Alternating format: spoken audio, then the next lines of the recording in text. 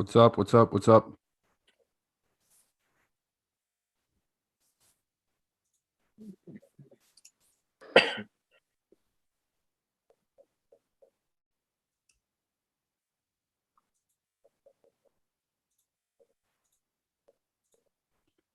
We got some good announcements this morning. I want to walk you guys through some updates that we're doing for ChartAddicts. And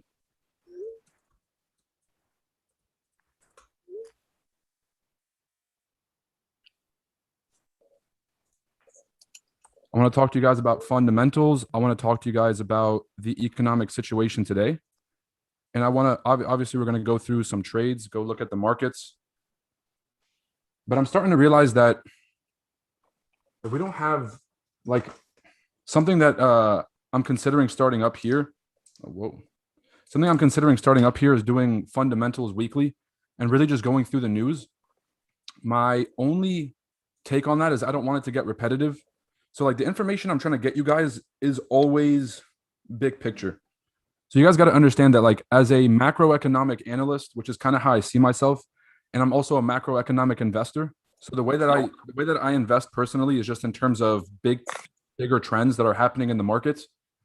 The only way to really be on top of those trends is to understand like really what's happening in the economy and what's driving those forces.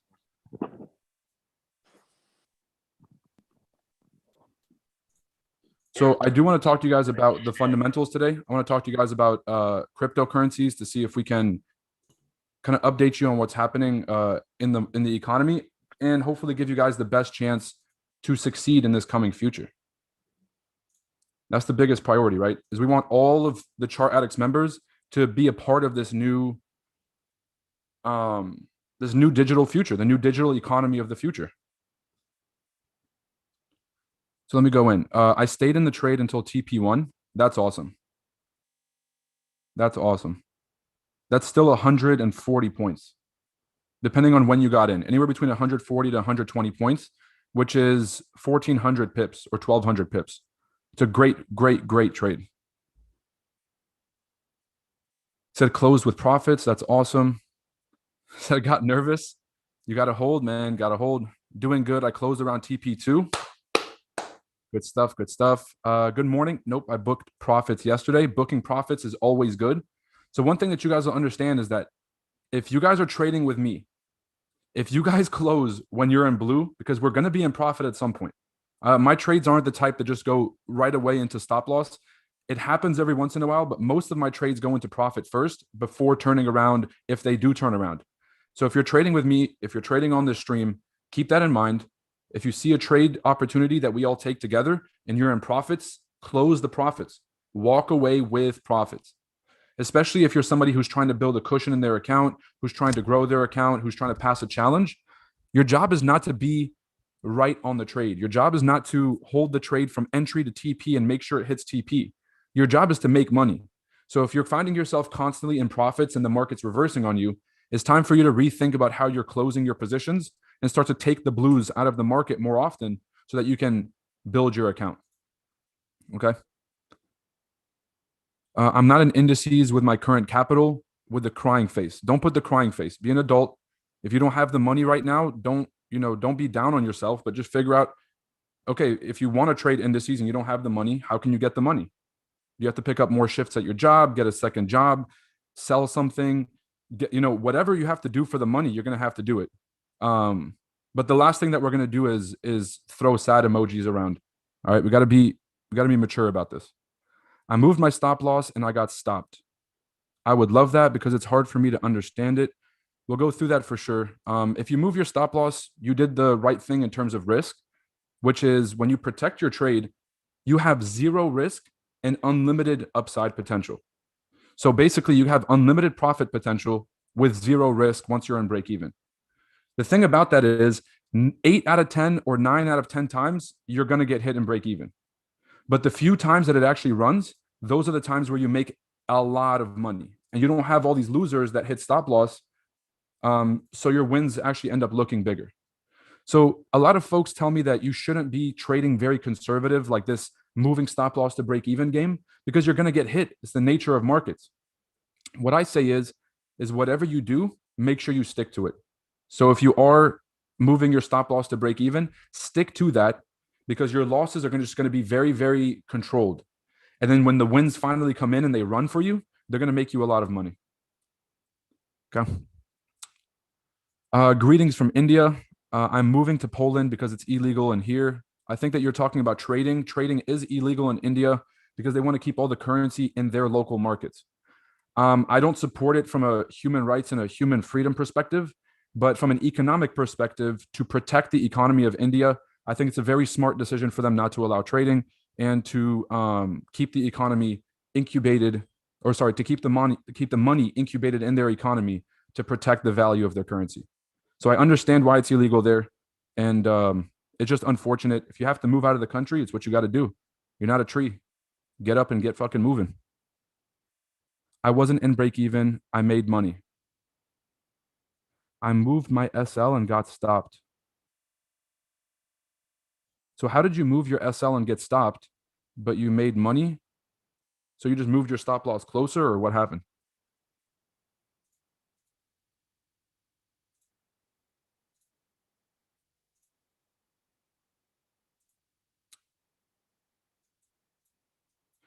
All right. While you guys load up any more questions, what I'm going to do is I want to walk through the trade, the signal from yesterday. It just hit TP3 today.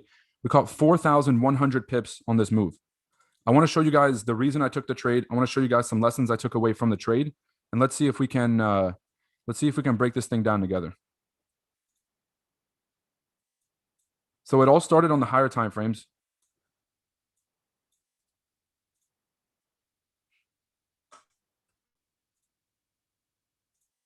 Okay, it all started on the higher time frames. I know there's a bunch of stuff here. There's a bunch of noise here, but this is as simple as I can make it.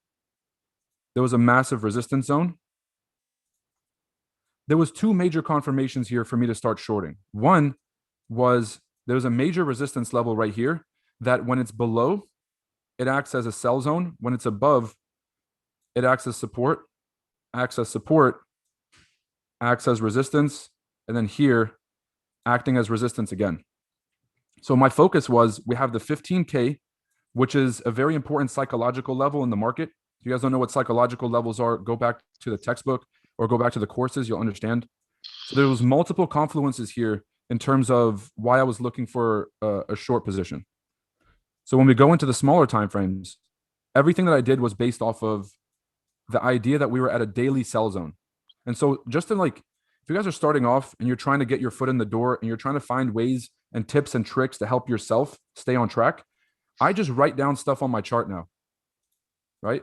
That's so I don't have to do any work. I know this is a daily sell zone. I don't have to sit here and remind myself, because what happens is when the market starts to give us different signals, when the market momentum shifts, starts being very aggressive in one direction, if you don't recognize where you are in the market and remind yourself of that, you're going to lose the bigger picture and you're going to end up being too fixated on the smaller time frames. So the most important thing is to stick to the bigger picture. And if I do go down to the 1 hour or 30 minute, I still have to keep the bigger picture zones in mind. So that's my big picture. So we're at the daily sell zone. I actually called the signal right here on this retest. So the way that looked was like this. The market had just broken below and closed. So the candlestick had closed below the previous London session consolidation. So the way that I look at markets is in terms of sessions and in terms of market segment. We have the London session, then we have the pre-New York consolidation, and then after the pre-New York consolidation, then we have New York Open. After the New York Open, we have the New York trend. Then we have like the end of New York session counter trend. Then the whole thing resets. We do Australia, Tokyo, pre-London, London, pre-New York accumulation, New York Open, New York move, and then New York reset towards the end of the session. This is how I split up my... Oh, what?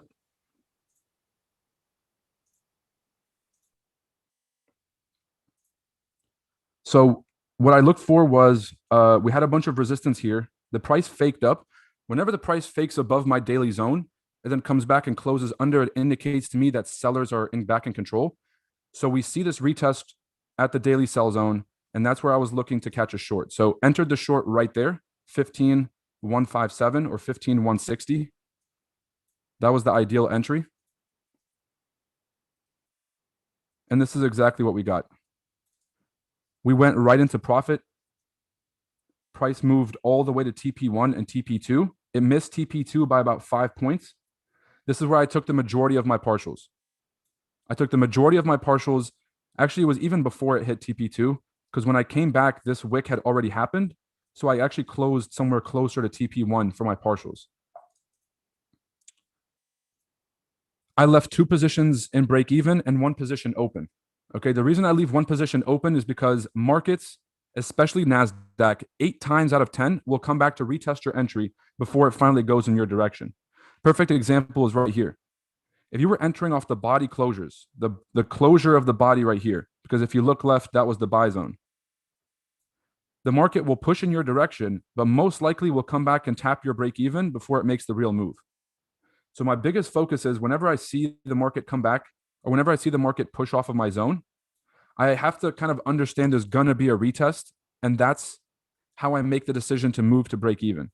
I personally don't move to break even anymore until I see the second test. So when the market dropped down, it came back to retest and then dropped. This is actually where I put 2 of my positions in break even. Market came up, tapped 2 of my positions out. So I got stopped in break even, but I still had 1 position running, the original positions. And then the market dropped. As soon as it broke below these lows, I put my stop loss and break even for this position, and I just let it run. Woke up today and TP3 got hit, and that made up for the money I lost. I didn't really lose the money, for the money I did not make on the 2 that hit break even. So a lot of folks say, Roy, why do you always put your stop loss and break even? You're missing the trade, because the trade's going to hit you and go your direction. For me, that runner, the 1 position I had that wasn't protected, once it finally ran in my direction, it made up for those 2 trades that I should have stayed in, if that makes sense. So I make my decisions based on protecting risk. I make my decisions based on having a realistic understanding of the market. So if the market breaks, I can't just move to break even, right? That's very reckless, because the market's going to come back and tap you and go your way. And so you can't just like keep trading conservative for the rest of your life and keep getting hit. At some point, you're going to have to understand you have to leave the trade open and have some thoughts on, have some faith in your strategy. Okay. Now, does that make sense? Let me know in the chats if that makes sense. If you guys are watching this on YouTube, let me know if that concept makes sense. ChartAddicts members, you guys should know this. We talk about this all the time. If you're new, let me know if these concepts are making sense to you.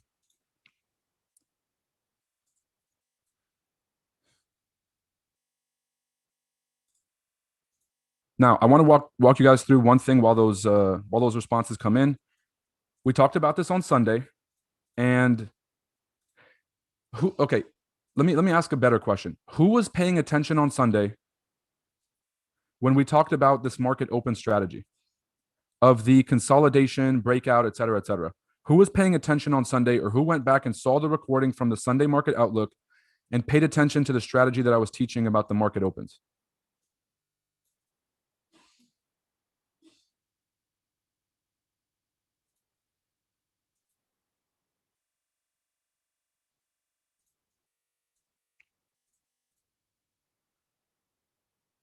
Wasn't here on Sunday. Okay, I mean, the recordings are all posted, guys. The recordings are all posted. I think a very important part of being here in ChartAddicts is to really go through the content. What I just said in the past 10 minutes could make or break your trading. The perspective that I have on the markets. If you're literally so closed off that all you're looking for is a trade signal because you're just like giving up on yourself, you're not going to be a good trader. Let's just be very, very clear about this. If you're willing to go back and look at the recordings and actually learn, your trading is just going to start to speed up. Like your trading is going to start to make a tremendous progress. The trading doesn't have to take 2-3 years like you guys hear all the time. People are ignorant. People are purposefully closed off to new information. That's why it takes so fucking long. You tell someone, hey, you should start holding your trades instead of closing based on the results that we're seeing. Guy says, yeah, you're right. You're right. Next 3 weeks keeps fucking, keeps closing the trades early. You're like, bro, what happened? You just refuse to listen, refuse to take the advice and just fucking do it. Now, the 10% of you guys that actually pay attention to the advice and say, yeah, Roy, I went back and did the whole course. It was awesome. Roy, I went through and I looked at the videos from 2 days ago, changed my life. Roy, I scheduled a call with a coach, and the call with a coach got my risk management right, changed my whole trading. Now, imagine how much progress you're making on that side of the spectrum versus, oh, no, I don't know. Where's the signal? You guys see the difference? Trading doesn't have to take a while. It's really all up to the person. If you're hungry and you're dedicated, this shit's going to work for you sooner than you think. I've been doing the consolidation box that you mentioned Sunday and a ton of Zooms before. It works wonders. Frankie, I love you. All right. You're very attentive. You focus, you pay attention on these calls, and that's why you're going to be a phenomenal trader. And that's why 2022 is going to be very successful for you. So, guys, Frankie's not the person that gets on these calls and he's like, wait, what happened? Wait, I missed it. Frankie's the kind of person that goes through the content. Frankie's the kind of person that shows up and takes notes. And that's why when you guys see Frankie making the 5 and 6 figure trades, you can't be like, man, why isn't it working for me? It's like you have to notice what led to him being so successful. So that's my, honest to God, I don't want to like BS you guys when you get on here and be like, no, everyone can be a trader. From after 5 years of coaching folks, not everyone can be a trader because not everyone wants to do the work. And the only people who succeed are the people that want to do the work. But I said all that because on Sunday, I went through a strategy that was so important that if you paid attention, you'll be making money on indices and maybe on gold potentially, depending on how it moves for the rest of your life. Because this is the business model of the market. The pre-session accumulation, the market open whipsaw, and then the trend of the day. Pre-session consolidation, market open whipsaw, direction of the day.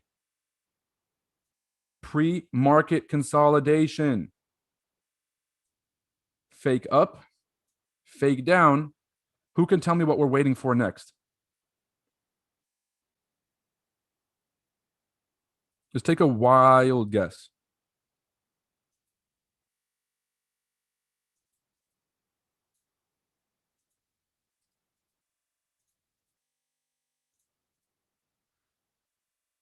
Pull back, retest, second retest, trend of New York. There we go. So we have this previous area of consolidation. We know that this is a massive selling zone. And so at the market open, if we get a nice whip back up to these highs, right? So we got a fake in either direction, and then we can get a really nice sell from the head and shoulders. So 14,930, that's my option one. 14,930 sells is my option one. So really what I look for is at the market open, I'm just looking for retest of any of these daily zones or any of these previous sessions zones. So it could look like this.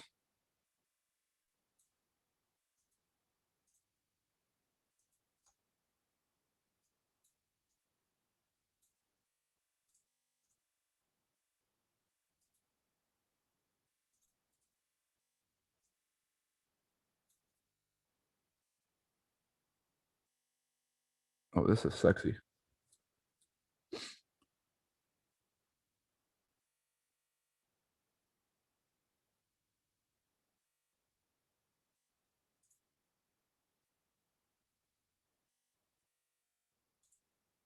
So maybe a bit higher than this.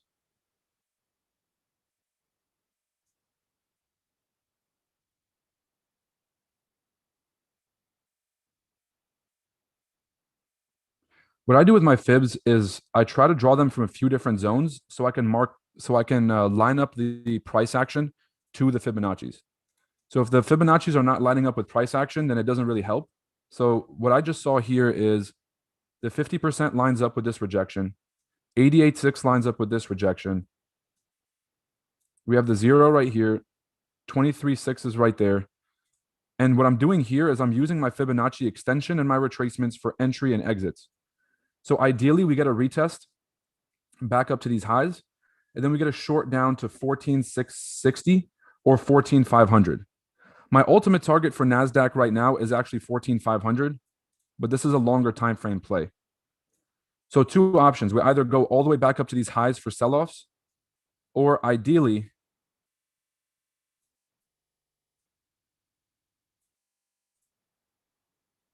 I'm going to fib this thing from top bottom. Or we can come back right here to this previous area of structure and use that as a selling zone. So 14,850, that's my first option. My thing is that I don't necessarily want to short too early and then have this thing, or sorry, I don't want to short too soon and then have this thing push up to the next. So it comes up here, we short, for example, it pushes up to the next level and then drops. I don't want to enter too soon right here. So what I'm going to be doing at the market open is I'm not going to be taking any rush trades. What I'll be showing you guys is what I would or wouldn't do in that situation. And then I'll just give you guys a trade for later in the session. What I found is most of my successful Nasdaq trades don't happen near the open at all. That's when all this whipsawing action is happening. So what I really try to do is I try to wait for the retail trader, and we're all retail traders, but I try to wait for the common retail trader to get trapped first, to jump in head first and to lose money. Once they lose money, then I like to jump in because the market has already picked a clear direction. So that's how I'm looking to trade this. Any questions on Nasdaq? Any questions on Nas? The market just opened, so we're about to see some movement. While that forms, let me know if you have any questions on pairs outside of Nasdaq. I'm going to go through some quick ones. If you see something that you're trading, just write down the zones because I'm going to make this pretty quick. So the 45.50 level that I've been talking about for ages, it got respected. So what I would do if you guys are trading SPX is to put a sell limit at 45.40. Put a sell limit at 45.40. So market open, we push back up, retest these highs, and then drop. If you guys can see what we're looking at on the daily, major selling zone. Major selling zone. So we kind of have this head and shoulder situation. We tried to close above, but couldn't. So this daily candle is really important. If the daily closes, we have clear moves all the way back down to 4,200. So for now, just look for a retest of that blue zone, which is 45.50, and then short this thing down. Euro USD is at entry for shorts. Euro USD is at entry for shorts. If you guys are Euro USD traders, this is the perfect opportunity. The market's going to fake up and then come crashing back down. So if you guys trade Euro USD, the market is at perfect entry for shorts. I'm going to put all these in my channel so that Discord can see those.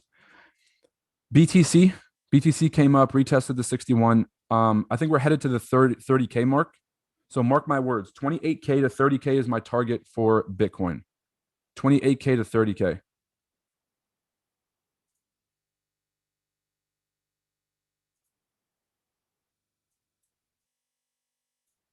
We have to break back below this resistance to start shorting US 30, but I do see US 30 shorts just from like a first look. I don't trade US 30 that much, so don't take my word for it. GJ never hit the 61, rejected off the 50 and is going. I can see the 160 getting hit, but you guys know I'm selfish. I'd love to see a retest and come back down so we can buy it at a lower price. That's the only thing I'm watching on GJ. 160 is my final target for GBP JPY. With that said, I'm going to go back to my baby, make sure that we got our eye on the ball. And what I actually have to do is reset my chart because I know I redrew a bunch of stuff. I got to reset my chart to make sure I still have all my levels.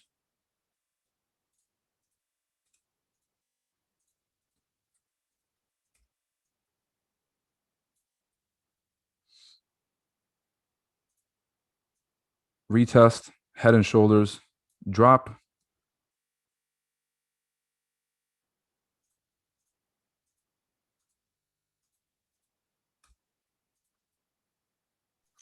I just bought gold at 1,800. I just bought a 1%. Where's my phone? Where's my phone? If Stefano says he's buying gold, people, if Stefano says he's buying gold, I'm in there.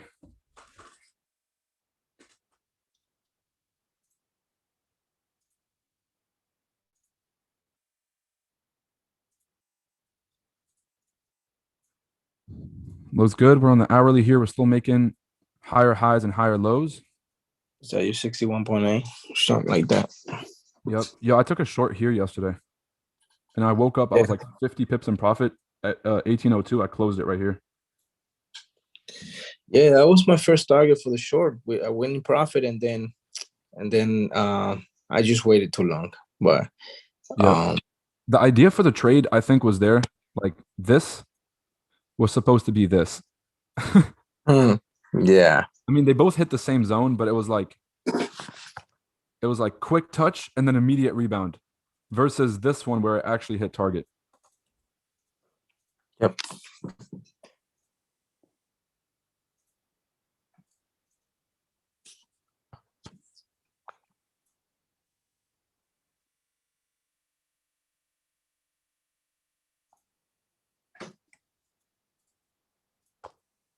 She's going. Give it a time. 1800. If anybody wants to buy, I would say I would put a buy limit at 1800. That's what I would do because it's gonna start wicking. You guys heard the man. Buy limits at 1800. What's your target, Stefano? I would grab 50 pips. So the first target maybe 1805 or ultimately 1810. Sounds good to me. That gives us about 100 pips.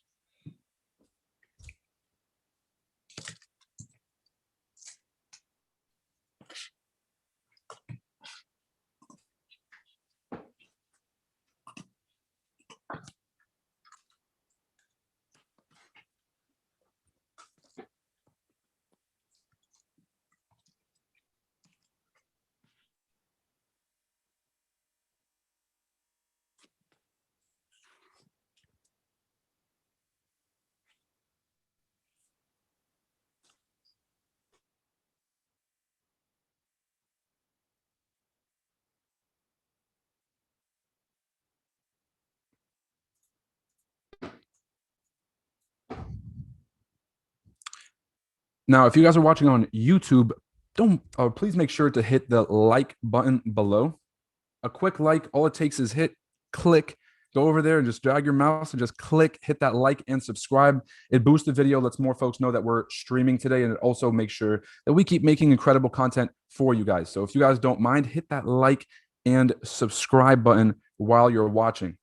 Appreciate you.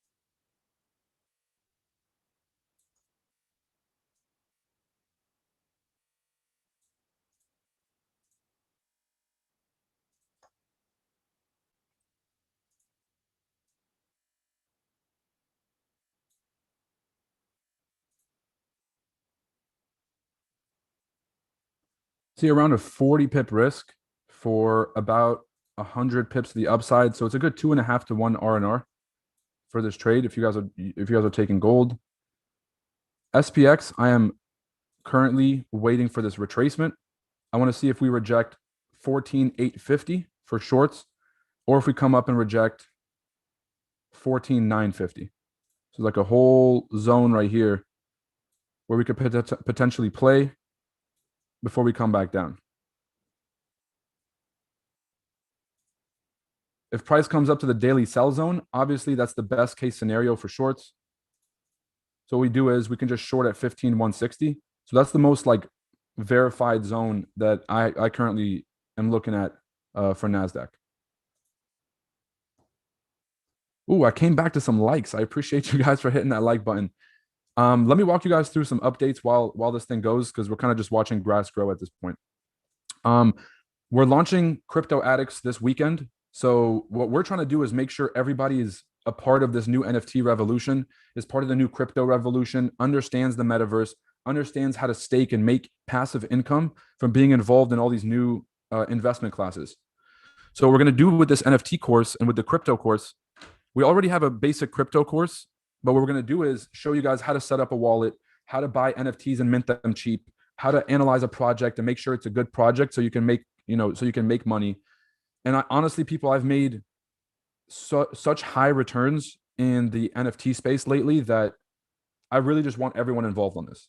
So we're bringing on folks that are qualified on the team to be able to provide that sort of information. And if you're a ChartAddicts member, that's going to be provided to you to make sure that you guys take advantage of every opportunity that's available today. So major thing for me, I think Crypto Addicts is going to go to the moon. And I feel like if you don't have a lot of capital, this is going to be a great place for you to get yourself kind of like situated to the point where you can make money in this market, even if you don't have a lot of capital.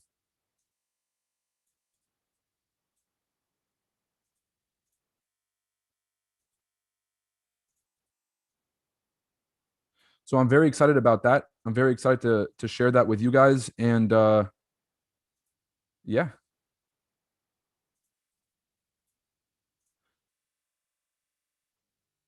The second thing is, obviously, if you guys haven't already checked out the podcast with the founder of Oanda, the original market maker, the father of modern markets. If you guys haven't seen that interview, I highly recommend it with Richard Olson. It's on our podcast channel, or it's on our YouTube channel at Chart Addicts. Make sure you guys check that out. We have an NFT podcast dropping this week with one of the individuals joining the team. His name is Austin Collins. That's going to be really exciting. And I have a podcast scheduled with Jessica Lane today. I don't know if you guys know who Jessica Lane is.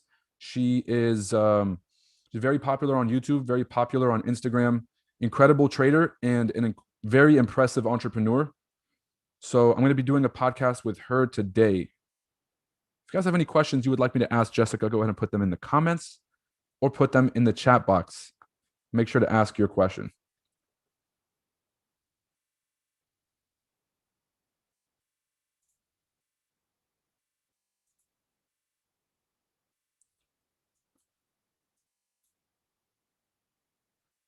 So how I'm looking at this is we're either going to reject the London session highs. You guys see the London session high right here. We're either going to reject the London session high and come crashing down, or the market is going to retest this floor, in which case that's going to be bullish. So if we form this miniature inverted head and shoulders right here, and the market can't break below the support, I'm seeing further upside. If the market rejects the London session highs and closes below the support, a closure below the support would indicate sells.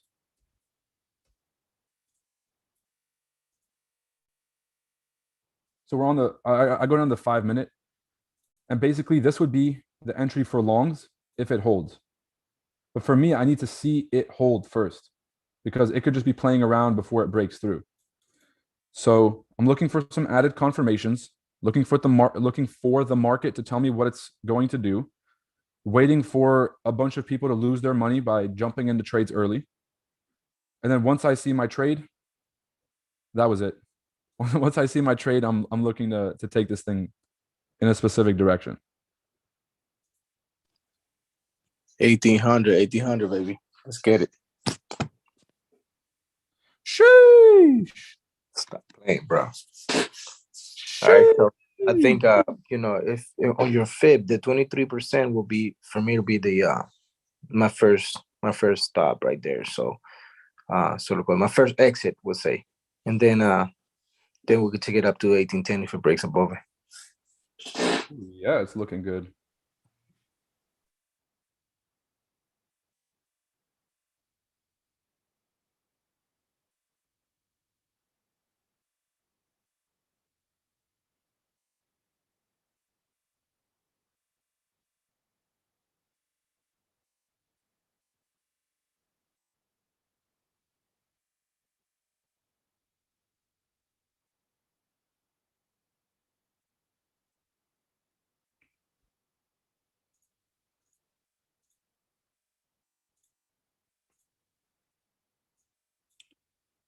So it looks like price is holding the support so far.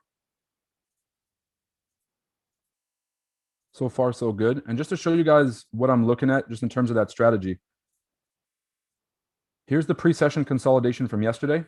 We had a fake to the upside, push under, and then a retest of the highs. That was the shorting position. Same thing here. We have the pre-session consolidation. We had a fake to the upside, and then price is retesting these highs. And so that's making me think that we're going to get another push to the downside, just like we did yesterday.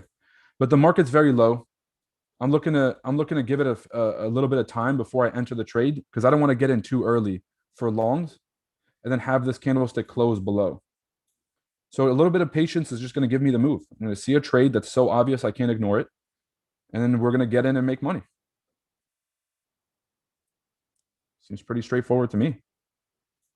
Consolidation, fake up, breakdown, retest. I'm betting on shorts, man. I'm betting on shorts. Just got to wait and see.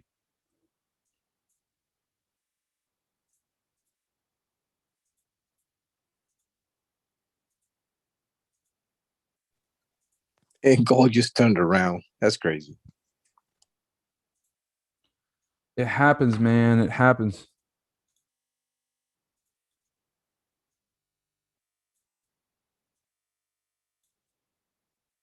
This is what the Nasdaq trade would look like. But I gotta wait. Gotta wait first.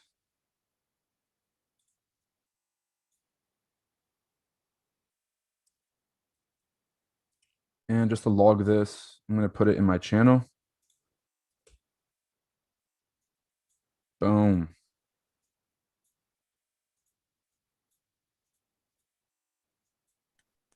Dollar crashed this morning. Still, Yeah, I'm out of the y'all gold trade.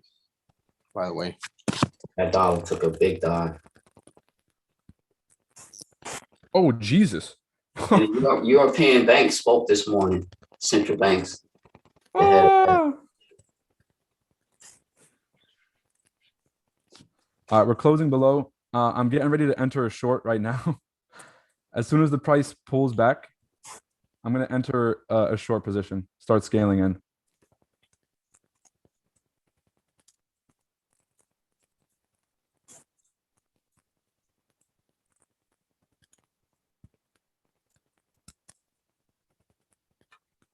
So I'm going to put the first part of my position in now on the breakout. So I'm going to split my position into 4 parts. So 25% of my position each. I just put in 25% right here. As the market drops and retests the zone, I can put in more of my position. But for now, I'm just going to split it up because if it just bleeds out of the sky, I at least have something in. If I enter too early, it's a minor loss. It's not going to be a big deal. So I put in my first entry. And just to get you guys that entry price. I just set a sell limit at 14,080 on Euro USD. I got 14,750 as my entry for shorts for Nasdaq. And I'll enter the rest of my position as it bleeds.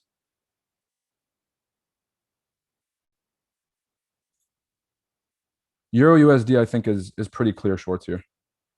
I'm just going to be honest. Every time the market goes too high, every time the market goes too high, it's got to come back.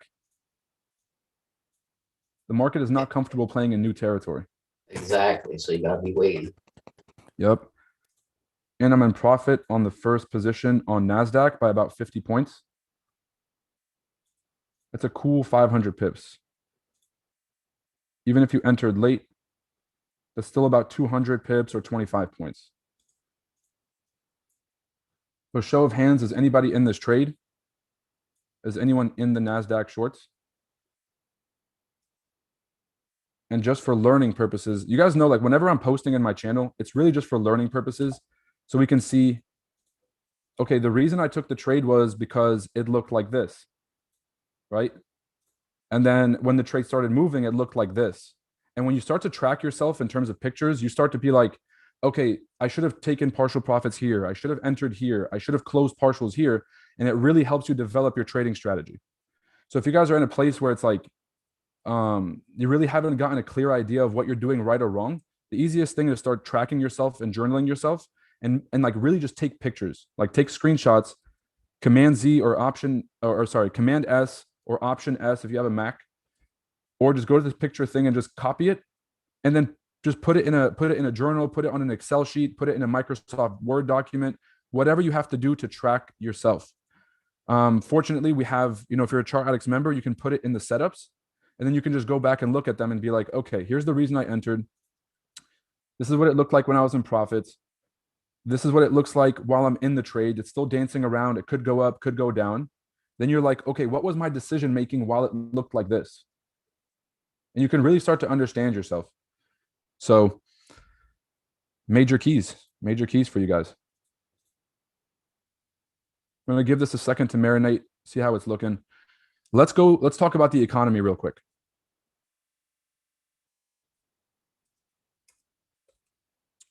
So ChartAddicts members, I'm writing an article for you guys, which honestly, I know I said I was going to release it a week ago or 2 weeks ago. You know, it's getting kind of rough. It's been like,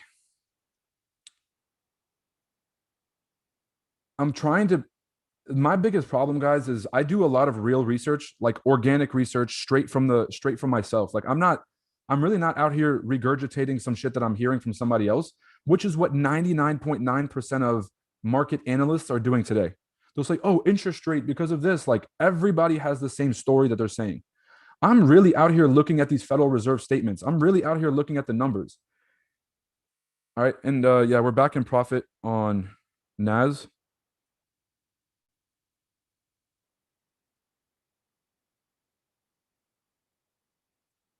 That's just going to take some patience. We just have to see if we close below or if price is just trying to wick us out to the downside. But in terms of the fundamentals, folks don't really, like, there's so much going on that for me to try to put it in like a short kind of thing has been really hard for me. And I don't want to just put out another article that's too long to read, because I really want to make sure that you guys use this info. So what I'm going to do on this call is try to sum up that article for you guys in a way that hopefully everybody can understand. And I'm going to explain the economy in terms of 2 different examples. One of them is a party that's happening, and the Federal Reserve is pumping alcohol into the party to try to make it more lit. And they've pumped too much alcohol, and the party got too crazy, and now they're trying to pull it back. So I'm going to use those 2 examples to explain what's happening in today's economy. 5 major factors that are impacting the economy today. One of them is a supply chain shortage. Okay. People can't get stuff to manufacture cars, manufacture electric vehicles, the chip shortage. They can't get materials to do whatever the hell they want to do. So there's a supply chain shortage because of deglobalization. We are in a labor shortage. There's too many open jobs in America, and there's not enough unemployed people in America. So the unemployment rate, and we're about to go through unemployment claims here. This is the number of new claims that were filed for unemployment benefits in the previous quarter or in the previous month. 238,000 new claims. Is this new or total claims? For the first time. Yeah, this is new claims. So what we're looking for in the economy is we have about 11 million open jobs. 11 million jobs in America that need filling so that we can actually do stuff and keep the economy going. But there's only I think 3.5% unemployment, which means like 3 to 4 million people. So in my mind, I'm like, there's way too many open jobs and not enough folks working. And that's a big problem. It's a big disconnect. Then we have inflation. So the price of everything is going up. Haircut used to be $20. You walk in there, $20, $5 tip, you walk out. Now you're paying minimum $40 when you go to get your haircut. The price of a lot of stuff is just starting to go up. Consumer goods, diapers, food, everything. So there's an inflation issue. Hold on. I'm looking to see if this is a potential re-entry. I believe it is. We got 2 minutes left of this 5-minute candle.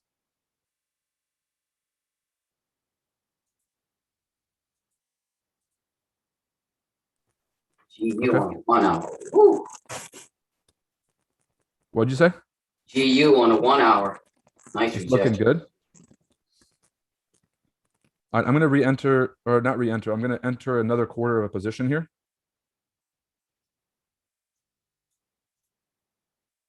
And I'm going to hold the rest. So I have half of a position in, and we'll see what happens. If it wants to break up and go somewhere higher, I'm still going to catch the move later today. I'm not letting this thing just run without me. If it drops from here, then we're going to be sitting pretty good. Alrighty. Proper risk management is key. If you guys are using proper risk, there won't be any issues in taking any of these trades. If you are not using proper risk, every trade is going to take on a life or death sort of importance, and it's going to cloud your judgment because you're going to be too emotionally involved in the trade.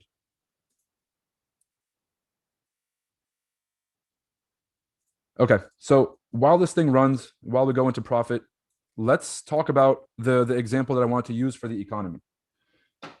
So the economy is basically like a party.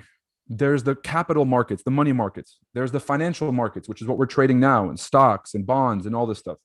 There's the derivative markets, options, futures, swaps, everything. There's the real economy, jobs, prices of goods, single mothers, the real economy. So there's a giant party going on where all the market participants are just basically there was a party. It got really dry in 2008 and the cops got called. All right, this is how I'm thinking about it. The 2008 financial crisis is the equivalent of cops getting called to the party. After the cops left around 2009, everybody in the crowd, everybody in the club was really bummed out. By the way, guys, we're sitting about 400 pips in profit, about 40 points.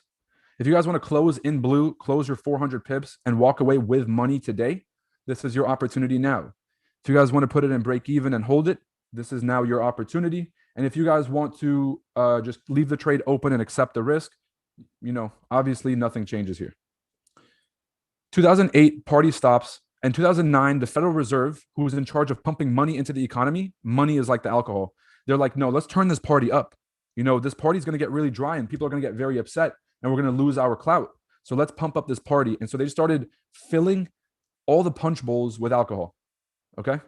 And so they're filling it with alcohol, and the economy is getting lit. The economy is just booming. So from 2008 till about 2018, we just had a thriving economy. From 2008 to 2018, we have a thriving economy because the party is turned on. The party is lit. In 2018, Jerome Powell at the Fed says, okay, the party is getting too loud and too rowdy. We're going to get kicked out of this building. We have to slow it down. So they try to take the punch bowl away.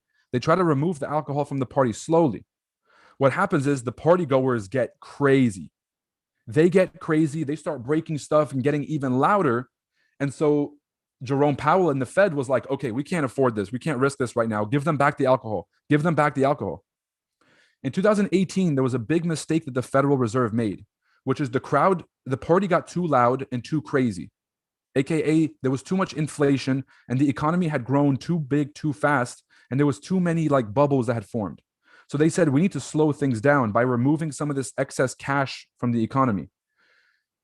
When they removed the first round of excess cash, the markets crashed. You guys can go back and look at December 2018. This is where I made my largest trade up until that point, December 2018. Very important time in the markets. If you guys were trading back then, you know what happened. I was friends with Ken Ibizube back then. He took a $900 account to 100 grand in 2 days during this crash. The crash was that big. An insane amount of money was made during that crash. But even though the market was crashing, the Federal Reserve still took the even more liquor off the table. So they took the liquor off. The crowd is going crazy, saying, fuck the Fed, put the liquor back on, turn the music back on. And they're starting to break stuff. And the Fed goes, you know what? We're going to remove even more alcohol from the party. And that's the market just crashed. We went to like a 45% decline in the Dow Jones. So the Federal Reserve was like, we went into a recession in 2019. I don't know if you guys remember this. Right before the pandemic, we went into a recession. The pandemic sent us face first into a depression. That was like really bad. 2020 was the equivalent of at the party, not just the party had slowed down, the building was falling apart. People had died in the party. The neighbors were about to get evicted. We had affected everybody around us. And so the problem had grown way too big for the Fed to handle. So what they did was they just sent money back into the economy.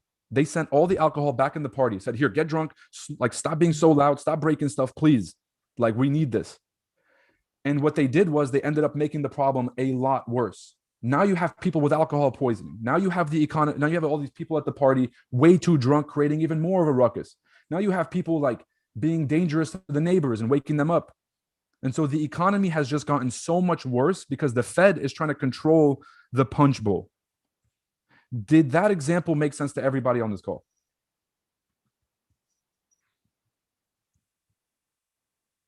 He said, scared money doesn't make money. Oh, that's goddamn right. Tell me if the punch bowl example makes sense. Guys, this is the single biggest economic event of our time. The future of economics and PhDs and the Federal Reserve, all these people, they're all going to be studying this. This conversation that we're having now is going to be the topic of discussion for the next 30, 40 years. Your kids, when they go to school and learn economics, will be learning about this time in history. So I want you guys to understand this so you're not a dipshit when they ask you, Pops, what were you doing back then? Mama, what did you know about the situation while it was happening? Well, sure, I don't know. 20 years later, I still don't know what happened. You cannot do that. You have to know, especially if there's someone willing to explain it. So that was the best example of the economy I've ever heard. No, I'm about to give you a better one. The punch bowl is just the most easy to understand because, guys, everybody's been to a party, right? I don't care how old you are. At some point in your life, you went to a party. And at some point, you might have not been at the age where you're supposed to be. And your biggest fear was the party getting shut down. The biggest fear was there's no more alcohol and the feds get called. The cops get called. So we all understand that to some degree. And that's what market participants are feeling now. The hedge funds are like, we're here having a great party and they want to shut it down. And I'm not really with that. And so they're getting scared. And that's why you see sell-offs. This is them telling the Fed, we don't agree with your decision and we're going to punish you for it. So when the party goers are not happy with the punch bowl getting taken away, they get loud, rowdy, break stuff, violent. And then it makes the people in charge of the party go, whoa, this is way worse than people being too drunk. Give them back the alcohol. But if they're too drunk and they're making a fuss and they're giving you a hard time, giving them more alcohol is not going to help. You feel what I'm saying? So that's what we're dealing with the economy now. Jerome Powell is basically figuring out which is worse, getting the party goers too drunk for their own good, or giving them the alcohol so that they don't make a big fuss and crash the whole building down with them. We are in profits, people. About 680 pips. So what I'm going to do is I'm actually going to secure partials on one of my positions and just hold the rest.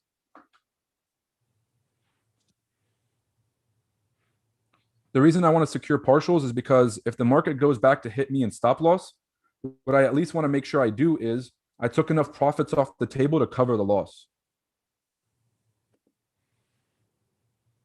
All right.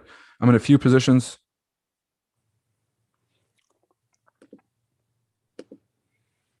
Just running. So what I'm going to do is I'm going to close partial profits.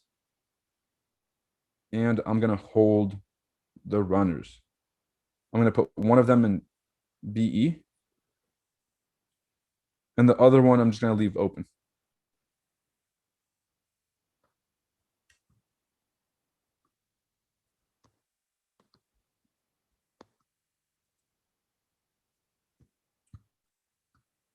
That's all I can guarantee you guys. That's all I can guarantee. We get on these calls. I can guarantee 400 to 700 pips, 400 to 800 pips. And then after that, the market's going to do what the market's going to do. But that was the punch bowl example. Congratulations. You guys just got a PhD in economics. Now, let me explain to you guys a different example, which is looking at the economy as a patient in a hospital.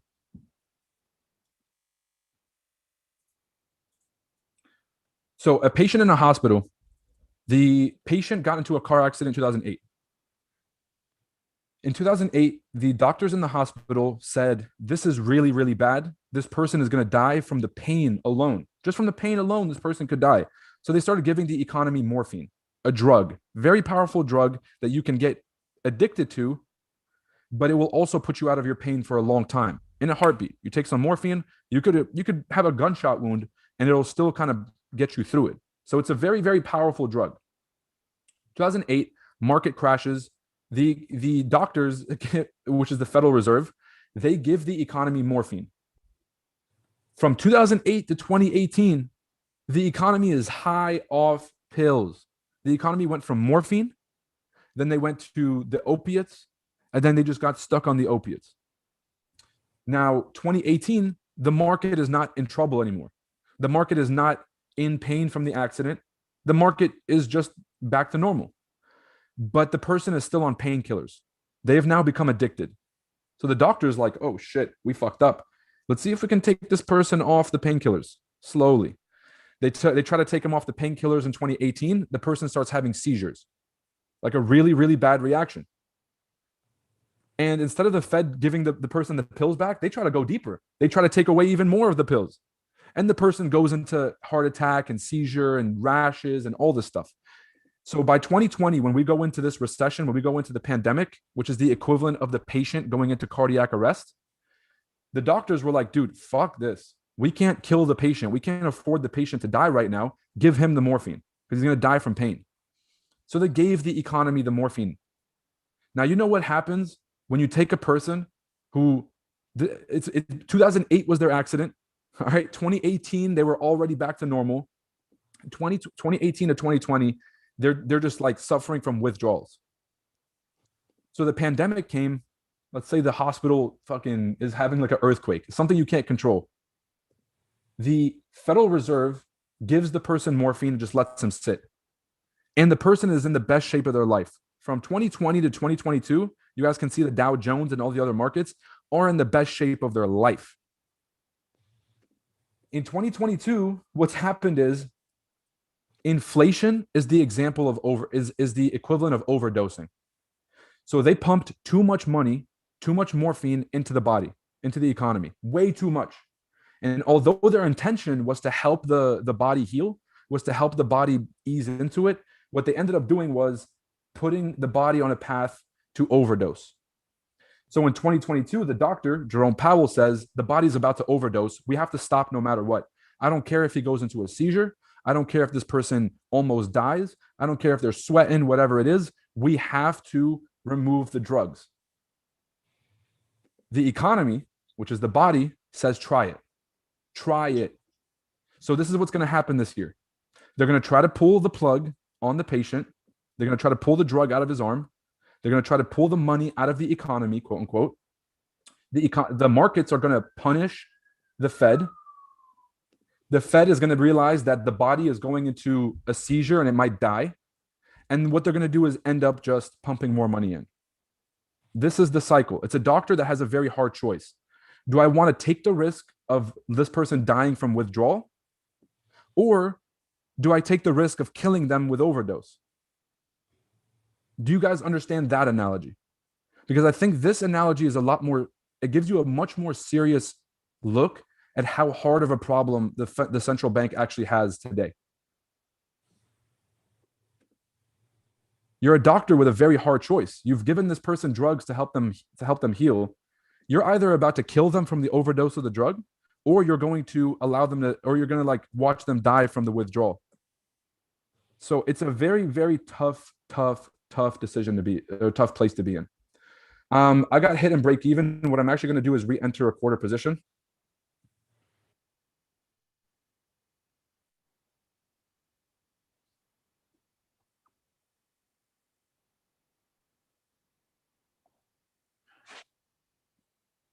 Matter of fact, no. What I'll do is I'll wait for this candlestick to wick back down and to confirm the bearish. Once this thing closes below, we have about 7 minutes left. If the candlestick closes below, I'll enter more positions. For now, my 2 trades that I was holding in break even got hit, and I'm only holding the 1 position that was left open. Ooh. Hey, Roy. Talk to me. When you say the patient, are you talking about the average person out here that's unemployed and not making any money, and no, the patient is the whole economy. Okay. Because what you have to understand, if they flood cash into the economy, everyone does well. The saying is, in a rising tide, all ships float. So it's like if the economy is popping off, if the employers are getting money sent to them to hire more people, if there's unemployment benefits going around, if there's more jobs, more productivity, more sales, more retail, more consumption, everyone is doing better. The local guy who runs a gas station to support him and his family, he's getting more money because everybody has a job and everyone's going in there spending before they go to work. So a healthy economy is healthy for everyone in the economy. So when we say the patient, they're looking at it as a whole and looking down on it. But really, like in the patient, There's different sectors, right? This is about as deep as I'm going to go into this example, but I really have like a pretty well thought out version of this. But here's how I want you to think about it. The markets that we trade here are the brain, the psychology. The real economy is like the body. So when you cut your hand or whatever, and you're feeling pain, you're experiencing pain, it's real. There's a real harm that got done to you physically, to your body, and your psychology is reacting to the physical pain. Does that make sense? When you're in your own head too much, the pain that you're experiencing is more psychological because you can make yourself feel like something is worse than it actually is. So the markets are like the psychology, and the economy is like the body. Does that make sense? Your body is real. Like the damage done to your body is very real. People losing jobs in the economy is very real. The markets not being happy with the decision, it's real, but it's not really real. You guys see what I'm saying? If someone loses their job, their family can't eat. If you can't eat, the malnourishment is going to cause a lot of problems in your life. If a hedge fund misses their earnings by 2%, ain't nobody starving. So we go to markets versus the real economy. So the real economy right now is in an environment of something called stagnation. While this thing runs, I'm basically just going to walk you guys through.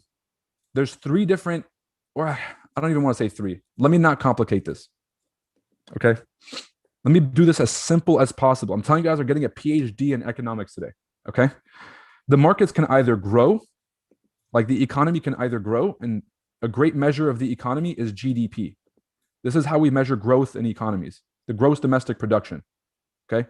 And this includes output, input, selling stuff to other countries, buying stuff from other countries, manufacturing, consumption, and other important details. The economy can contract. Okay. So this is an expansion. This is a contraction. That's the size of the economy. The economy can also go sideways. This is like a crash course in trading. The market can go up, the market can go down, the market can go sideways. When the market stagnates, it means that there's a lack of growth and there's a lack of productivity in the markets, which is very dangerous for markets to be in.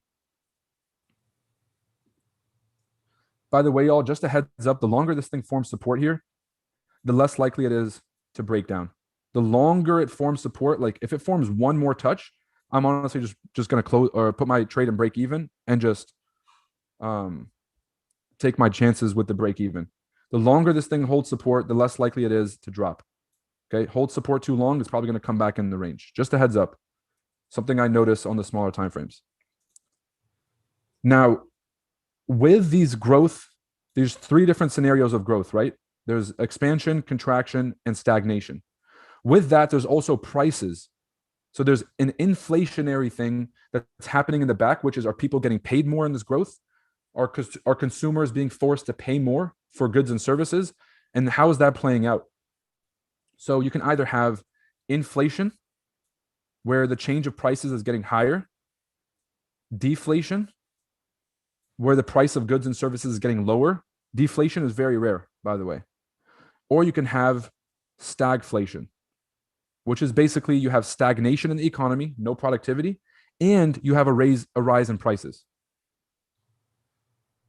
So this is kind of how the economy is running now. Is we were in a period of inflation where the prices and the change in prices was getting way too high, way too fast. What the Federal Reserve is trying to do is trying to take some air out of the bubble and take us into a deflationary environment where prices come down a little bit. Because so the average consumer, the single mother, and everybody who is just like who makes up the majority of the economy can actually afford goods and services at the store. So they're trying to lower the price of goods and services. What the Fed is actually about to do is they're not going to be able to fight inflation because prices don't come down. This is something that we've studied in finance for a long time, or in economics, is that once prices go up, once car prices go up, once haircut prices go up, I'm not going to go back into the go back into the store and my barber changed it back down. Once a retailer gets used to a certain price point, they never go back down. And it's not because of the rise in costs. It's strictly because of their psychology. Everyone else raised prices, so they're not going to be the one to go back to lowering them. So inflation is here to stay, unfortunately. Now, inflation is not a bad deal if you're getting paid more at work. So you're like, okay, well, Roy, if I have to pay more for diapers for my kid, that's fine, as long as I'm making more money at work. Raise the prices of stuff, but as long as my wages are rising more, that's perfect. Wages do not rise when the economy is stagnant, when the economy is flat, when there's no economy, when there's no innovation. So what we're about to do is experience a period where the market's about to go sideways and the economy is going to go sideways in terms of productivity, and inflation is going to go up. So we're going to have expensive ass shit at the store, and the market's going to slow down. Isn't that crazy? That's not good.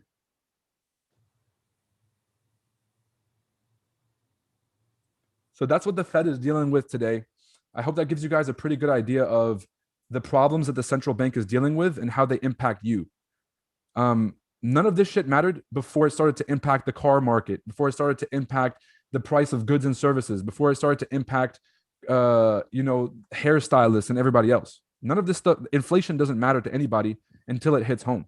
When it hits home and you realize you're paying 20 or 30% extra every month just to live the same way that you were living, it becomes very relevant. This trade is no longer looking good, people. Just throwing that out there.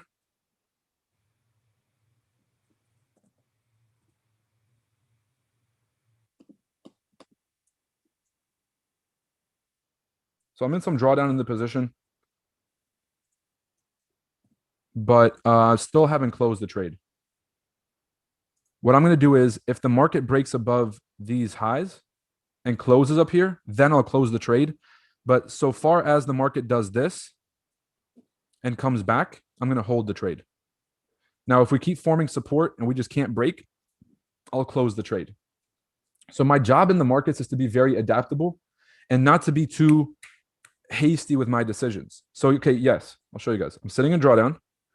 So sit in drawdown, minor drawdown, nothing big. I can't just close the trade because it's starting to disrespect my zone.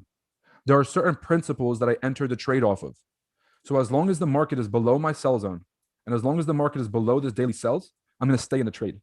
If the market violates, what I'll do is go back to the higher time frame and look for other potential levels of selling, which is probably going to be this mid zone or all the way back up at 15,155. That's what I'm looking for in terms of like being adaptable, which is the market breaking my zones? And the single most important question that everyone can ask while they're trading: are the reasons that I entered this trade still valid? If they are, you're obligated to stay in the trade, especially with high volatility pairs like Nasdaq, because it will move up and down 50 times before it goes your way.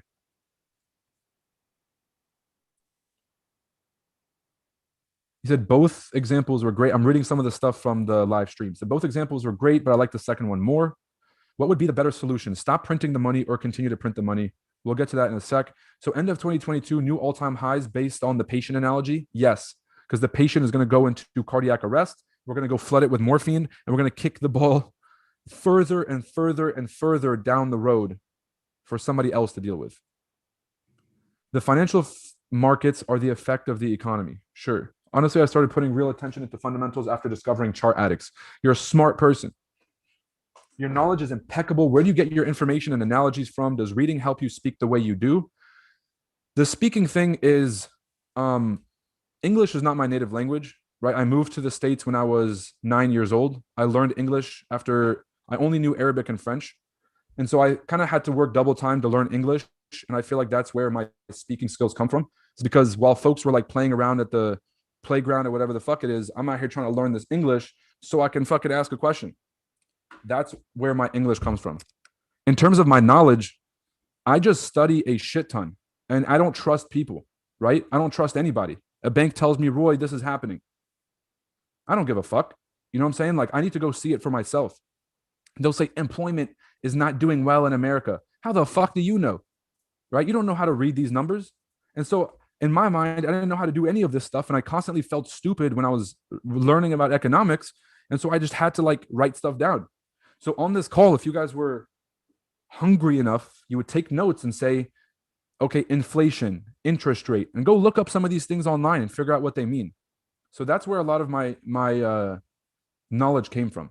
Plus, I worked as a wealth manager at Merrill Lynch, so that fucking helps. You get to see the institutional insights. Bank of America is single-handedly the best source of data in terms of consumer data. How many people are buying, selling, renting, taking loans out, consumer business. Bank of America is the largest consumer business lender in America, in the States. So I got a really important front row seat into how institutions manage money, how I can manage millions of dollars for my clients, how traditional investments are done, how risk is managed, how to make specific decisions based on someone's risk profile. And I don't want to make this sound cocky, but I'm pretty sure I'm the only person in the entire FX niche that actually has the legal qualifications to say anything about financials, right? I have my Series 7s and my Series 66s. I can give financial advice. I can trade other people's money legally, but I don't. Other folks don't have any of the legal qualifications, and they're out here giving people advice as if they're qualified to. That's just a side to kind of let you guys know, don't take advice from everybody. And yeah, just to kind of give you guys some insight on my background. But I know I don't talk about myself that much.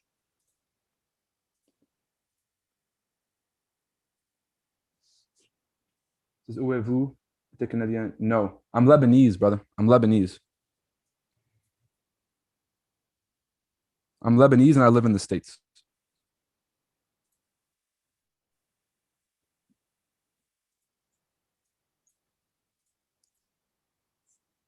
This person trying to test me with the French. Sat there, I was like, what am I reading right now? Have I spent too long on the charts? Is it time to get off?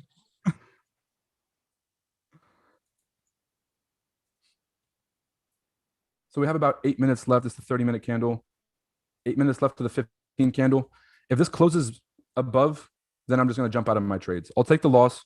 That's what risk management is for. And I'll look to re-enter later and have risk and reward kind of take over the kind of make up for the loss. But so far, I'm still sure about this trade. So far, market hasn't given me a reason to just jump out. It has given me a reason to rethink it. It has not given me a reason to jump out yet. If we close above that resistance, that's my indication to jump out of the trade. And that, ladies and gentlemen, will be it until later in the session. Now, if you guys were here early, who remembers me saying that if you guys are in profit 400, 500, 600 pips to close the blues and to walk away with blues? Who actually did that? Who held the trade? Who took partials? Who took break even? I actually want to see an accurate number spread so I can see percentages. What percent of folks held it? What percent of folks closed it? What percent of folks put in break even? What percent of folks re-entered? I want to see the distribution here. So let me know in the chats, and you don't have to put it publicly. You guys can message me privately. But I need to know, like, for myself.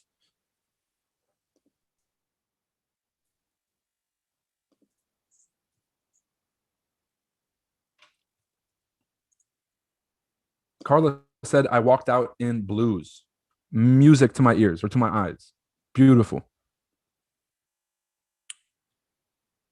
Arjun said, I broke even on one left to do its thing and accepted the risk. Beautiful. Marlon said, I held it. So I closed in profit right before break even, then re-entered just now. So you re-entered up here. This could be a great short re-entry. But for me, if it doesn't reject and just come back down, I think that we can go a little bit higher. In which case, what I do is I draw my Fibonacci from top to bottom. I find zones that are potential sell levels, like the 50% here, or the 88%, most likely the 50% because this previous area, which means that we could short around 14,950 if it makes it all the way up here. Now, it is in the middle of my range, so even that is still not a great trade for me. I'm just sort of looking to take the highest probability trades, which for me would either be back at my daily sell level at 15,160 or down here below this area of consolidation. If we stay below this area, we can still short down. So those are my two sell levels.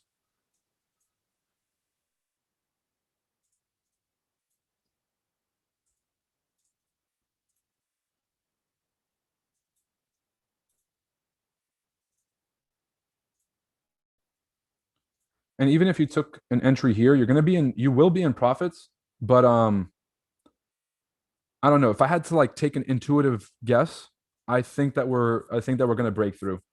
We had a fake to the upside, fake to the downside. We formed support, and now we're pushing back up. If we can't break below here, I really feel like we're just gonna keep pumping for the day. So the bearish, if I can just make this binary. Binary means there's only two options that can happen. We either close back below the zone, in that case we're bearish, or we close above this resistance, in which case we're bullish. It's really that simple. He said 14,850 was the retest. We'll see. That is a great entry, but I'm not so sure that we're going to get a major sell-off just yet. I'm confident in the direction of sells. Oh, it's like monsoon season outside. Like rain hitting the window. I thought it was something was broken. I was like, damn. But yeah, just the way that it's looking now, I understand that it's a great re-entry zone. I'm just not so sure about the direction anymore because of how it's pushing bullish. So I'm not really looking to take any re-entries. What I'm going to do is I'm just going to hold that last position, wait on it. If we push up, I'm going to try to look for a re-entry and make my money back on the risk and reward. US 30 is doing the opposite and falling like yesterday currently, but it's still holding support. I agree and think the sell-off will come closer towards the closing bell. It's very important to realize that US 30 and Nasdaq are not the same pair. And folks really got to stop like using them in the same sentence or talking about them like they're the same. They are both US equities, but that's like saying like New Zealand dollar and Australia dollar are the same because they're both over there. Everything is an individual investment or an individual currency or an individual instrument. Nasdaq represents the tech sector of America. And if you guys know anything about the revolution that we're in right now, it's very technology focused. So Nasdaq will overperform in the long term. It will overperform the Dow Jones. What are we seeing now though? We're seeing a bit of a shift kind of going up and down. When people start to buy more US 30 stuff, it means they're scared about the economy. When people start to sell US 30, it means that they're a little bit more sure about the economy's, the future, right? So tech represents things that are going to be big in 5 years, 10 years, trends in the future. These are bets that investors are making about something that will happen in the future. Bioengineering, quantum computing, AI, and all of the metaverse, all these things are going to develop later. People are putting bets on in the NASDAQ. When shit starts happening today, nobody cares what's happening 5, 10 years. You got to feed your people today. And so they're going to make decisions based on that. When the market goes very scared, they buy consumer staples. So they start to buy Colgate. They start to buy Johnson & Johnson. They start to buy like General Mills and some of these like consumer staples. And what that signals to me is we're about to go into a recession. So I use markets as kind of an early indicator as to what may happen, because if the NASDAQ is pumping up, it means the market is confident. If US 30 is buying up, it means the market is expecting a shortage of shit on the shelves, right? So that's kind of the way I'm looking at these markets. They're not going to move the same direction, but it's important to understand. It's important to understand that. The only times that they will move in the same direction is when there's money printing. When they give the patient morphine, the organs are doing well and the heart does well and every part of the body does well. So the NASDAQ and US 30, they all succeed when we print money into the economy.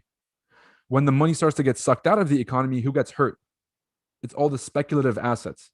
Speculative assets being high-risk stocks, speculative cryptocurrencies, speculative NFTs, and things that are high risk and forward-looking. Right? What are the companies in the NAS 100? You got Google. You got Google. Go type in NASDAQ 100 composite and also do NASDAQ composite 100, and you can look at the changes. All right, I'm going to stop being a dick. D-Money, you know I love you. Good looking out, because you know I'm like teach somebody to fish versus give somebody a fish. But this, yeah, I got a student here. He's watching Zoom too. He had that question for you. No, I mean the easiest way for me to teach someone to fish is to show. I'm gonna stop. I'm gonna get serious here. I'm gonna do the Nasdaq composite, and I'm gonna do the Nasdaq composite today because I actually want to see the rise and drop in the different parts of the Nasdaq today.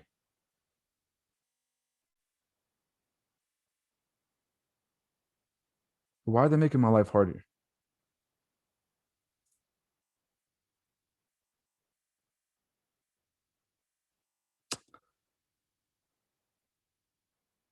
Bro, give me. All right. You can go to Google and just type in what stocks are in the NAS 100. So this is really cool.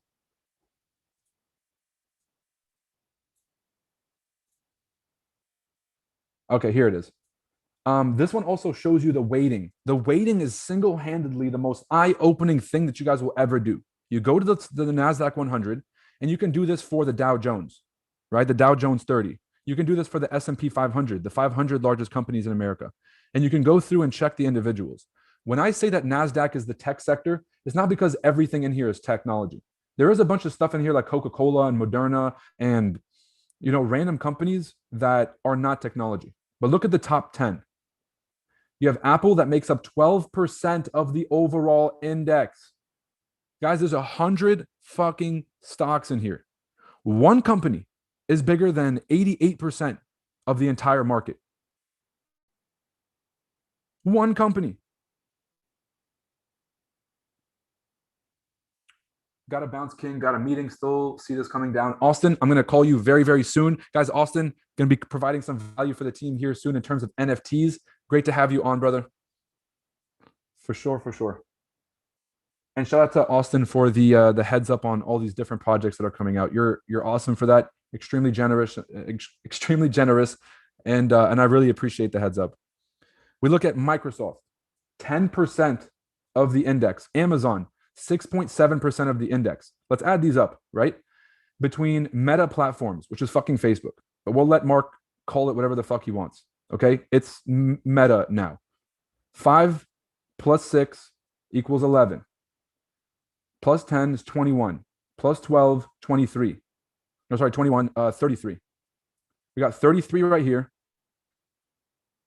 37. I'm going to count this as 4, just kind of cheating right here. 41. So the top 6 companies make up 41% of the fucking index. Does that make sense? Does that like ring to you guys? Absolutely.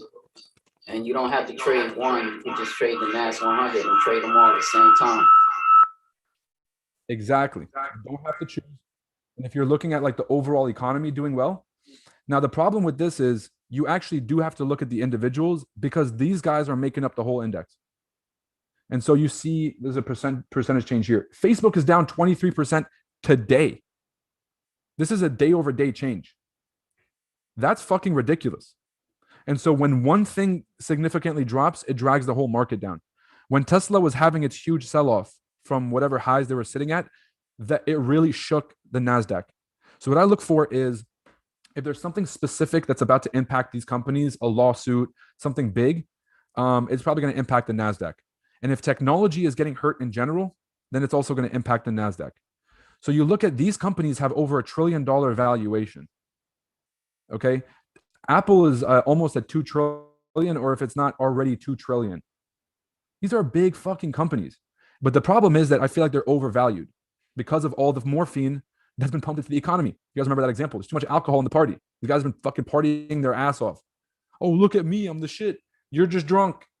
And now everyone's sobering up and it's starting to hurt a little bit. And so as everybody in the party starts sobering up, the overall party that we're betting on is also getting hurt. Okay?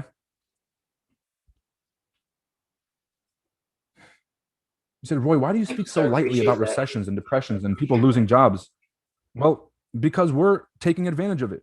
Right now, we're currently shorting the market. So like, while I understand it is a sad situation, what are we going to pretend like it's not real? Like, yeah, the fucking markets are going down. If anybody here has family or you yourself have a job and you have a 401k, if you want to protect your happiness, don't fucking check your 401k. It is genuinely a very serious situation because folks who wanted to retire this year, now they can't retire. I had the hardest conversation of my fucking life during the pandemic when I had a multi-million-dollar client at Merrill. He wanted to leave, and he was very upset. And he was like, because he wanted to retire that year from working, and he was supposed to be getting paid his Social Security, and the other investments that he's had during his life were going to start to pay out. When the market drops 20 or 30%, you can't start pulling money out of your portfolio.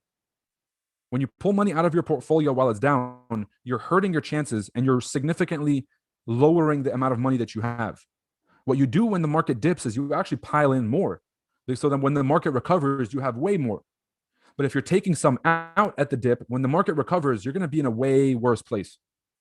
And so the problem is we have to, have a conversation and tell folks that they couldn't leave their job that year. You're going to have to stay an extra 2 years so the market recovers if you want to have the money that you need to retire. So are we going to experience a bit of a retirement crisis in the next 5 to 10 years? I genuinely believe so. And it's going to be caused by all these fluctuations in the stock market. So it is very serious. I genuinely understand how serious it is, but we're here to make money regardless of where the market goes. Okay? So yes, there's some bad shit happening. What are you going to do about it? And that becomes the whole game.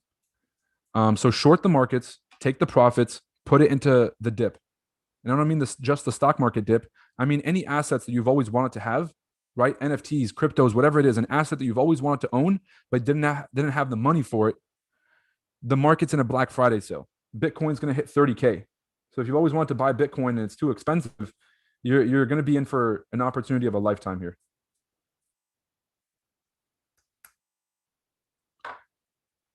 So anyone who took a second entry, you're in profits. You can either close the original, close the profits here, and break even for the day.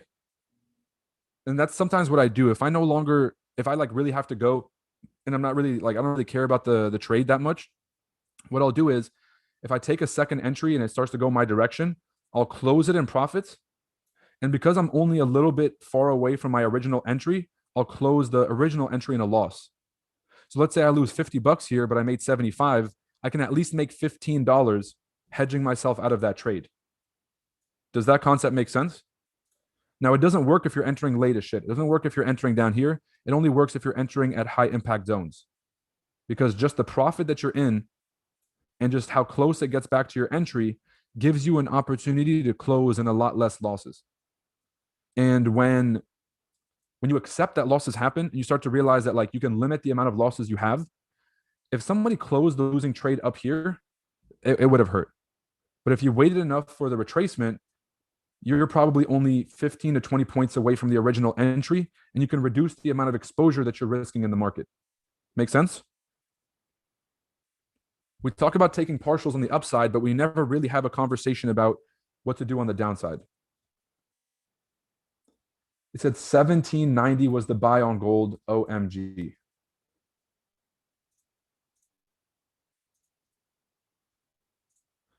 I mean, that's gold though. Is it gold if gold doesn't steal everybody's money before it moves?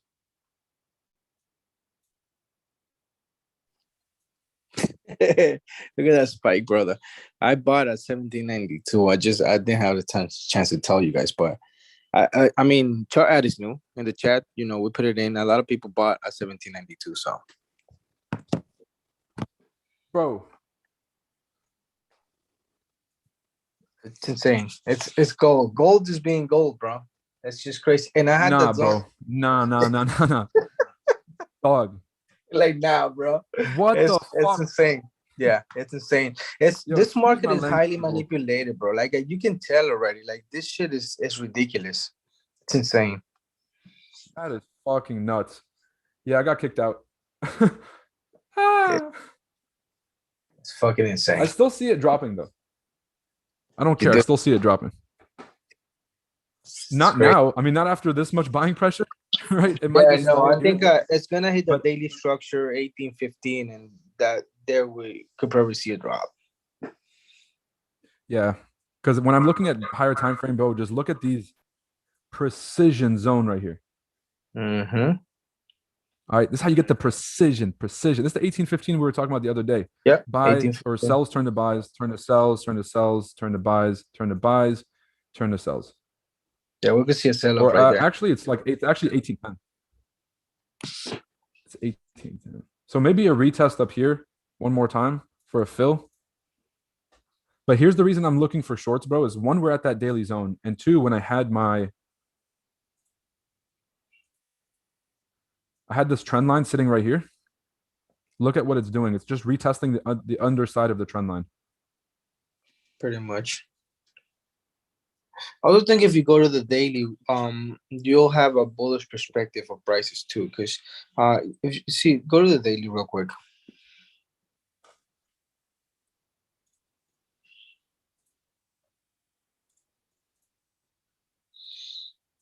Sort of like we're still printing higher lows, you know what I mean? So it's like in no man's land, but I still see I still see those high lows printed. So and that is why I'm thinking this is just the dip, and you know what we're seeing right now is a double bottom for the next push to the upside. So that's kind of what I have in mind, and I've been projecting for the past week.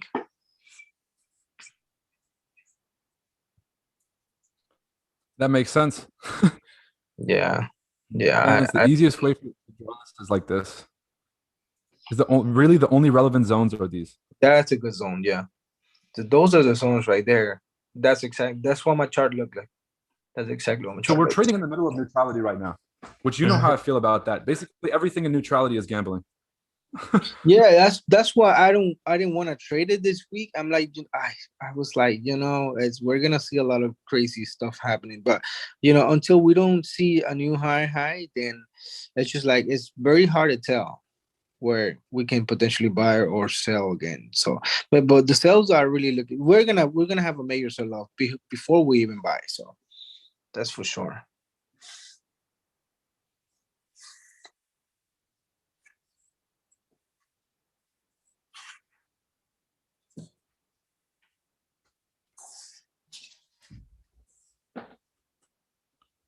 No, I agree. I was taking a second to look left because when I'm looking at neutrality, I'm trying to find the most accurate neutrality, and I think I got it right here. And it's proper neutrality when I can go like this, duplicate this, and it's the same size on the upside. Clone this. Perfect. You see that? So my concept of like discount, premium, and neutrality, it's very based on like how markets move. If you listen to the Richard Olson interview, he's talking about how when the market moves in a specific, he said a specific order of magnitude, which I think he was talking about just like a block. Chances are it's going to move another block, and this is where the ABCD comes from. And so that's why I'm just looking at in terms of like just different ranges, because they never just move the market in one push. It's usually multiple pushes. I love that. 500 triggered. What's the TP?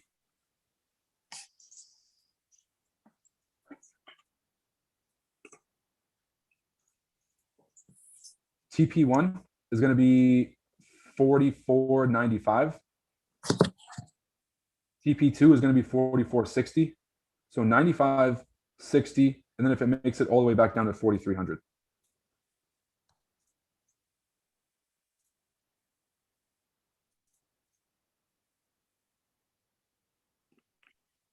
Yeah, so we're forming support here. We're either just going to break back below, retest 1790, retest 1788, that area, and then drop, or we go all the way back up to 1830 and we can sell from up here. That's just me personally, just in terms of higher time frame, what I would look for.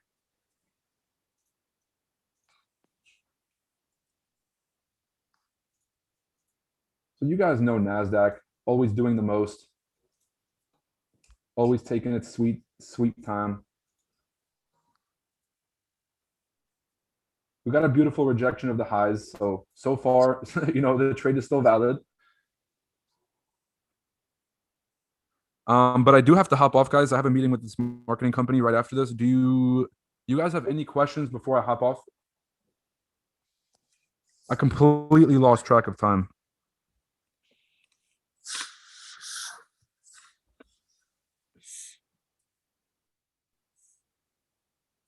And if you guys have an Instagram and wouldn't mind getting on and tagging us, that would be awesome. Just because, you know, you guys know the deal. We're trying to let folks know that we're active. We're trying to let folks know that we got life over here and that we really do this every single week.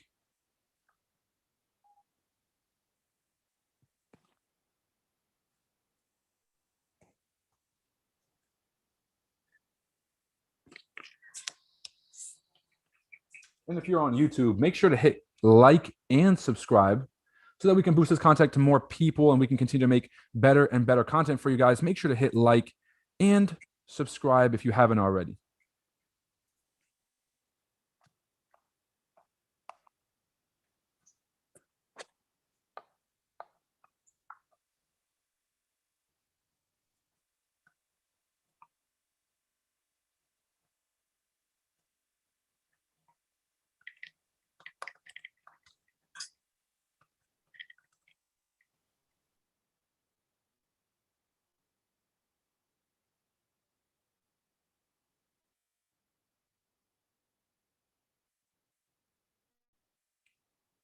All right, y'all. Before I hop off, if you guys are on YouTube, let me know one thing that you guys took away from this call today.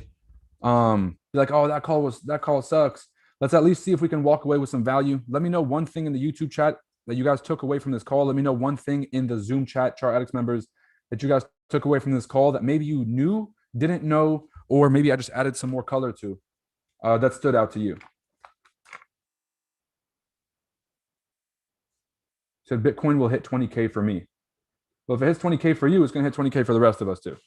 Just throwing that out there. NAS 100 sells still valid? Yes, yes, yes. NAS 100 sells still valid. What is your TP? Well, look at the chart. Please don't ask stupid questions. I love you guys to death, and I'll answer all questions. But like, if you can just look here and see the number, and you're asking me that question, that's disrespect. That's just disrespectful to me.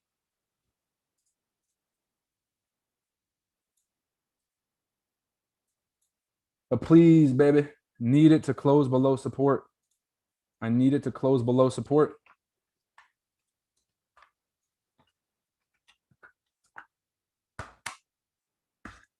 Let's go, folks. Give me one takeaway. If you guys want to leave your questions for Jessica Lane, you guys don't know who Jessica Lane is? Jessica Lane.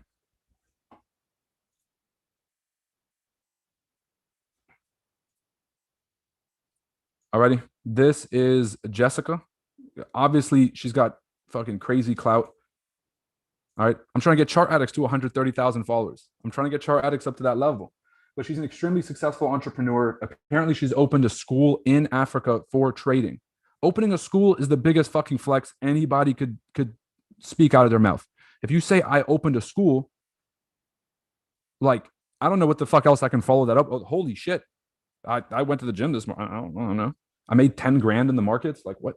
There's levels to this shit. So I got to give her mad respect. The amount of just traction that she's gotten strictly from the value that she's providing is insane.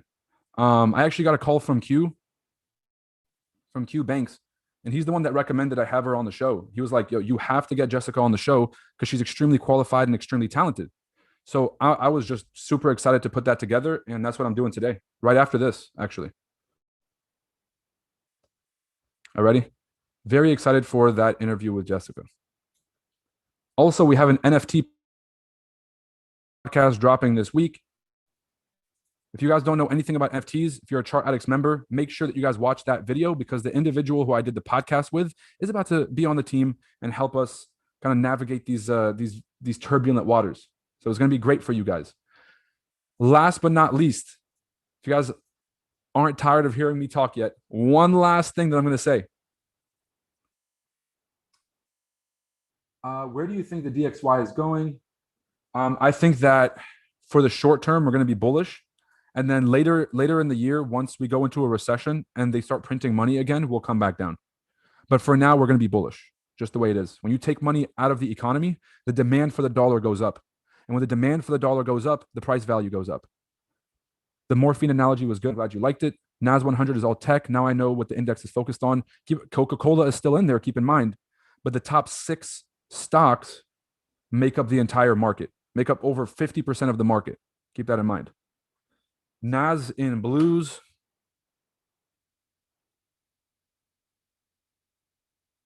Yep. I'm finally back in profits. I'm happy about that. Damn, you're finally doing that interview. Excited for it. Jessica is dope. She was training to be an Olympic boxer, but her discipline in the field probably played a huge role in the charts. I didn't even know that she was training to be an Olympic boxer. What the fuck? If you guys want to know how much research I do on the guests, it's like, no, I'm joking. You guys know I do my research. So I'm looking forward to having all of you guys on there. Any Chart Addict students, if you guys want to be on the Student Spotlight series, which is a series that we started to be able to highlight some of our successful students who are just on their journey, but they're making a lot of progress. I want to show you guys Student Spotlight, Chart Addicts. If you guys would like to be on this series, please make sure to reach out to me after this. I'm looking for folks to hop on. I know which one of my, how many of my students are ready to be on this, and I'll reach out to you guys. Please don't hit me with some, oh, I'm shy, I don't want to be on camera. People, you're working hard. This is a really good milestone to at least let yourself know, hey, I'm on the right track. All right, because there is no like sign that's going to come out of nowhere and be like, hey, you're a successful trader now, you're on the right track. Like, you have to kind of create those experiences for yourself, and then allowing yourself to be on that pedestal is a great way to feel that confidence. So those of you guys that have made tremendous progress, I really want to see you guys get on here and show folks what you've learned and help other people navigate trading the same way that you guys did to get to that next step.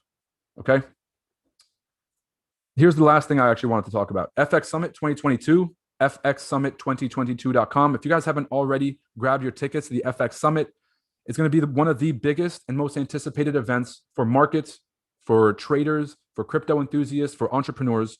We have the founder of Oanda and the Luque Group, Richard Olson, speaking at the event and the institutional panel. They're not listed here, but I recently just signed a contract with TradingView. They'll be speaking. Their head of communication, which is Pierce Crosby, who's head of their operations. He's going to physically fly out and speak at the convention. They're going to have their own booth and everything at the expo. Obviously, you guys know Q. Q's going to be at the convention. He's going to be out here giving out the sauce, trying to meet all you guys and talk to you guys, keeping you guys safe through COVID, et cetera, et cetera. So the whole event is basically focused on, you guys will learn sauce from some of the GOATs. We're bringing on the institutional guys to help you figure out how the back end works so that you guys can be more informed and not get taken advantage of. And I put together a crypto panel to show you guys what the future is looking like and to show you guys people that are already multimillionaires in an industry that hasn't even popped off yet. So this event, especially if you're a Chart Addicts member, is going to be the event of a lifetime. For Chart Addicts members, you'll have specific merchandise that we're going to give you guys. You'll have a specific lanyard as opposed to everyone else. And you will really get to experience this as like a chart addict. Because really what I want this for is for our people. It's for you guys. I really love you guys.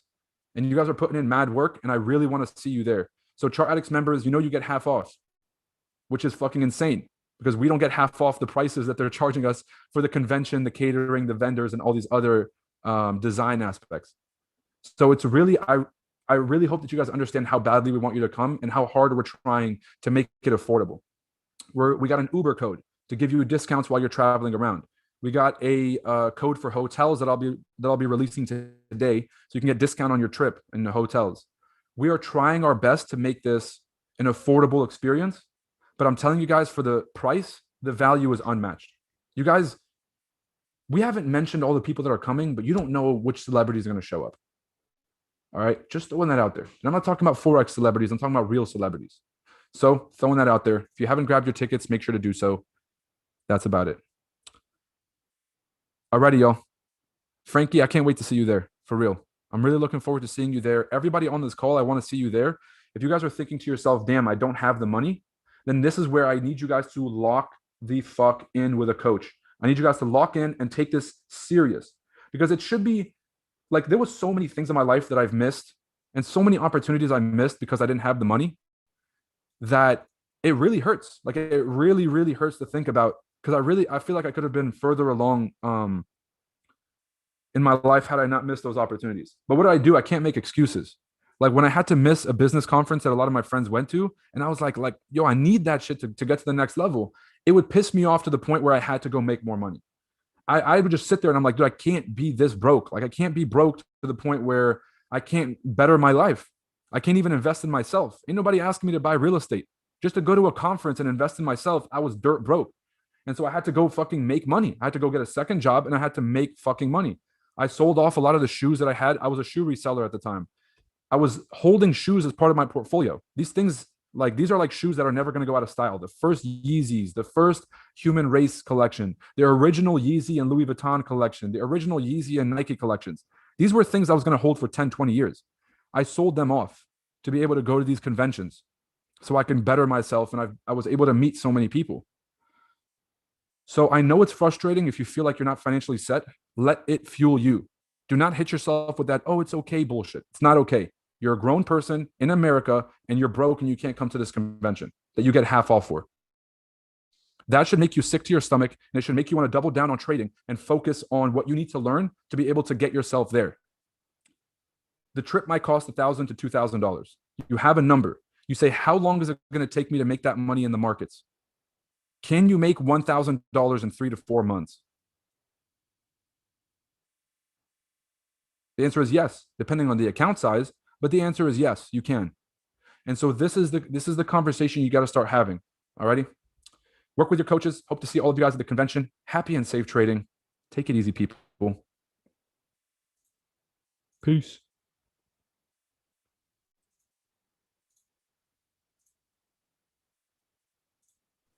Peace. I'm looking at the YouTube comments real quick. She has 100% win rate from last year. Bro, what the fuck? You guys talking about Jessica? Your research can turn you into the Mac G of Forex. I mean, that would be a nice compliment if I knew who the fuck Mac G was. I'll be there at the end of 2022. By the end of 2022. I need you there sooner. Roy, what do you think will happen to the housing market this year? I think the housing market is incubated from a recession because there's always going to be somebody and a big player that comes in and buys all the housing. In terms of Nasdaq, we are holding the support. So this is what you guys got to look at. 1 hour and 30 minute. I want to see if we close below or above. That's the whole game. We keep closing below these zones, we're headed down. We start closing above and filling this wick to the upside, the trade's going bullish. That's how you guys can be adaptable, okay?